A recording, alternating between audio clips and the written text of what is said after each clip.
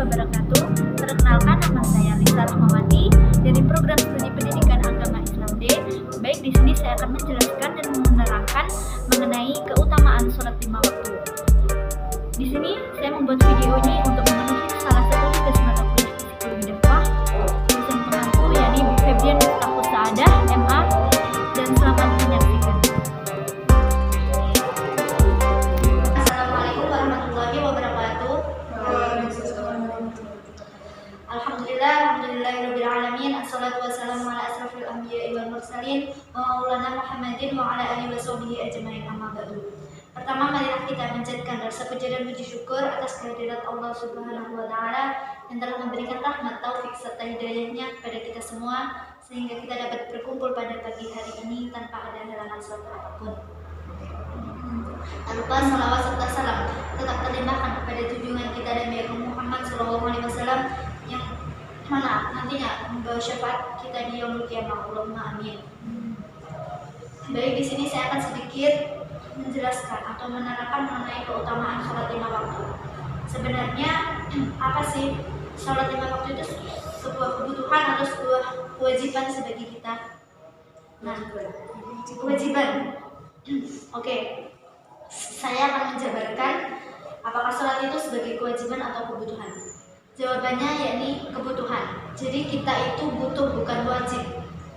Kita tuh butuh sama Allah. Kita tuh wajib, bukan wajib menaat, wajib. Bukannya kita tuh wajib. Bukannya kita wajib untuk beribadah kepada Allah, tetapi kita butuh Allah. Bukan Allah yang butuh kita, tetapi kita yang butuh Allah. Nah, jadi sholat 5 waktu itu merupakan sholat yang dikerjakan pada waktu tertentu sebanyak 5 kali dalam sehari. Nah, kemudian adapun pelaksanaan sholat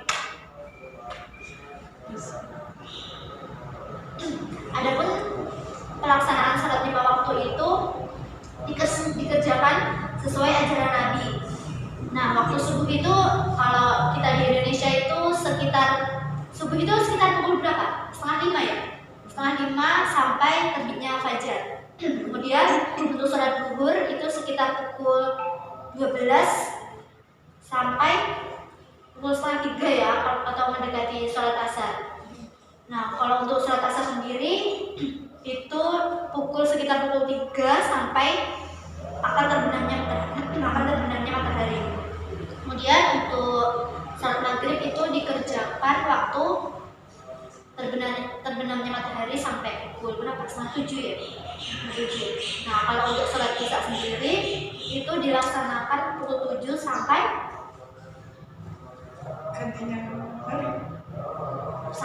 menjelang subuh. Jadi waktunya isya itu lebih panjang ya dibanding jeda-jeda yang lain. Kemudian batasan sholat 5 waktu itu kalau untuk perempuan itu diwajibkan itu untuk sholat fardu itu kalau sudah haid ya. itu.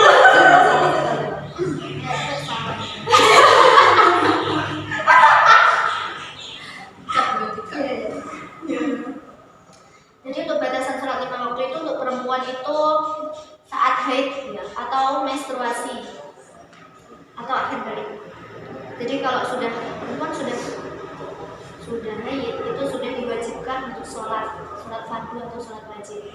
Nah, kalau hal tersebut tidak dilaksanakan pastinya akan mendapatkan dosa yang besar. Kalau untuk laki-laki sendiri itu sama ya, kalau udah akhir balik atau sudah mengalami mimpi basah seperti itu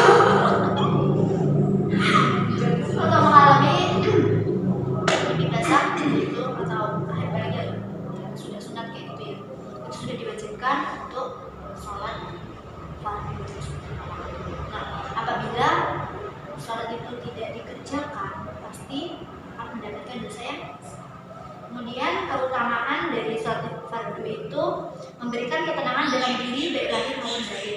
Nah, sholat wajib adalah sarana untuk berkomunikasi dengan Allah Subhanahu wa taala, Sang Pencipta dan Pengatur segala sesuatu.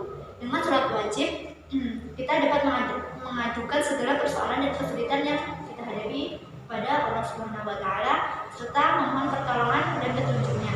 Dengan demikian kita akan merasa lebih tenang dan yakin bahwa Allah Subhanahu wa taala tidak akan meninggalkan kita sendirian dalam menghadapi ujian. Kemudian yang kedua yakni mendapatkan kecintaan dari Allah Subhanahu wa taala. Salat wajib adalah salah satu bentuk ibadah muhabbah atau ibadah cinta kepada Allah Subhanahu wa taala. Dengan salat wajib kita menunjukkan rasa syukur dan penghormatan kepada Allah Subhanahu wa taala atas segala nikmat yang telah diberikan kepada kita. Dengan salat wajib kita juga mengekspresikan rasa cinta dan rindu kepada Allah Subhanahu wa taala sebagai Tuhan yang Maha Pengasih dan Maha Penyayang. Kemudian mencegah dari perbuatan keji dan perbuatan mungkar. Salat wajib merupakan salah satu cara untuk menjaga diri dari golongan syaitan dan hawa nafsu yang mengajak kepada perbuatan keji dan mungkar. Perbuatan keji dan mungkar adalah perbuatan yang bertentangan dengan syariat Islam. Dan seperti berzina, mencuri, membunuh, berbohong, berpacaran itu termasuk zina kan? Ya, Betul ya.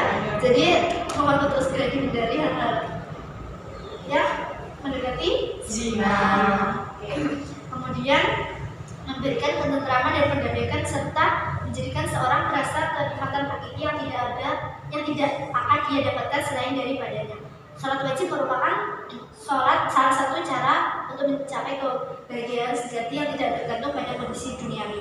Dengan salat wajib kita akan merasa kedamaian dan keseimbangan antara jiwa dan raga. Dengan salat wajib kita juga akan merasakan kenikmatan batin yang tidak dapat digantikan oleh kenikmatan lahir seperti harta, pangkat atau kecantikan dan sebagainya. Dengan salat wajib kita akan merasa kepuasan dan kesenangan yang hanya dapat diberikan Allah Subhanahu wa taala. Mungkin itu dulu yang dapat saya sampaikan. Mungkin ada yang ditanyakan atau ada yang belum jelas. Saya mau tanya. Iya, silakan Mbak. Apakah wanita diwajibkan sholat di masjid? Ya? Oke, kalau yang saya pahami atau yang saya ketahui, sejatinya itu perempuan itu tidak diwajibkan untuk sholat di masjid. Malah diutamakan perempuan itu sholat di rumah. Karena apa? Sebetulnya perempuan itu pada hakikatnya itu menjaga aurat. Nah, semisal kita ke masjid tapi pakaian kita tidak menutupi aurat sama saja, kita akan mendapatkan dosa. Nah, hal tersebut sudah pastinya larangan tersebut ada apa ya? Ada dasarnya gitu. Jadi seorang perempuan itu jika semakin dia sering di rumah, maka perempuan itu semakin diam dia. Mungkin ada lagi yang ditanyakan? Kalau sudah tidak ada, saya akan menyimpulkan dari penjelasan di sini. Jadi sholat itu jadi tas bagi umat manusia atau umat muslim. Sebaiknya atau sepatutnya kita jangan pernah meninggalkan sholat, jangan pernah mendekati zina atau hal-hal yang dilarang oleh Allah Subhanahu wa taala. Jadi hal tersebut itu merupakan rasa kasih dan sayang kita kepada Allah dengan cara menjauhi seluruh larangannya dan selalu apa? Bertobat. Ya, bertobat. Oke, mungkin cukup sekian penjelasan dari saya. Apabila ada kurang lebihnya saya mohon maaf. Akhir kata, wassalamualaikum warahmatullahi wabarakatuh. Waalaikumsalam warahmatullahi wabarakatuh.